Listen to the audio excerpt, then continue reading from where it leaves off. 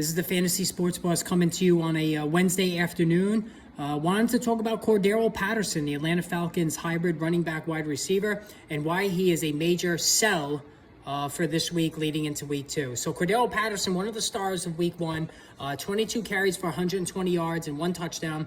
Also caught 3 passes for 16 yards. Just a blockbuster game. Absolutely brought back great, vivid memories of how good Patterson was and the revelation he was once he made his way into the starting running back position for the Falcons, and they had utilized him both as a receiver, which is what he primarily came up as out of college, and also at running back due to injuries and a pressing need there at the position.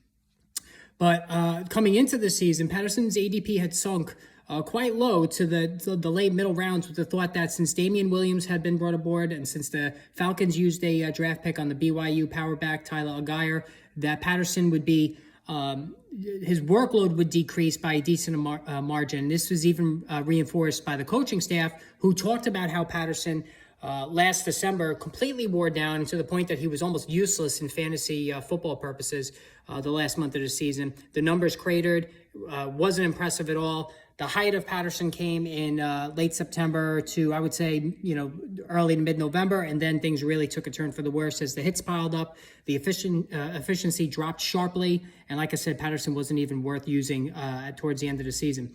But 22 carries for 120 yards later, he looks to be a star and looks to be the guy in the Atlanta backfield. I'm going to throw cold water on it. First of all, Damian Williams brought in to have a sizable role in this offense, according to the coaching staff, injured his ribs early in the game. But here's the key stat, right? In the first 10 snaps of the game, Williams was in the backfield 7 times. Patterson only twice, and then the Falcons went with an empty backfield once. So 7-2, Williams had the advantage over Patterson in the backfield before he got hurt and exited the game. Now, while he did return, the Patterson train had already gotten going. They stuck with the hot hand, and it all turned out well. Williams is expected to play week 2.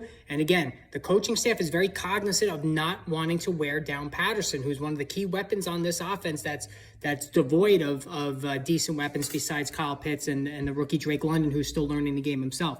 So, in essence, Williams is going to reprise his role, probably in a 50-50 running share with Patterson, and Allgeier eventually is going to work his way into the lineup as well. The coaching staff was very high on Allgeier. They spoke highly of him all summer, how good he was in pass protection, how he can be a potential goal line back eventually once he picks up the nuances of the game. So if you're holding stock in Cordarelle Patterson, I didn't even mention the fact that the Falcons are going to be one of the worst teams in the NFL this season, and then with an expected decline of Patterson once again in December when the hits start piling up, he is a major sell.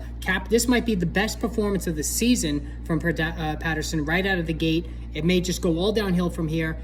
Even if he pops and has a couple of more decent games the rest of the way, the ends don't justify the means in terms of holding on to him. Sell Patterson, talk him up, talk about how he will regain wide receiver eligibility, which I don't think he will, and try to find somebody that's seduced by that week 1 performance. All right, if you're not already a subscriber, hit that subscribe button, hit the notification button. I got a lot of videos lined up for this week, including the live stream where I want you to be in that chat asking me questions. I answer all the questions live and have a discussion with you guys as we go over all the key injuries for Friday, so make sure you tune in for that. All right, everybody, we'll talk soon.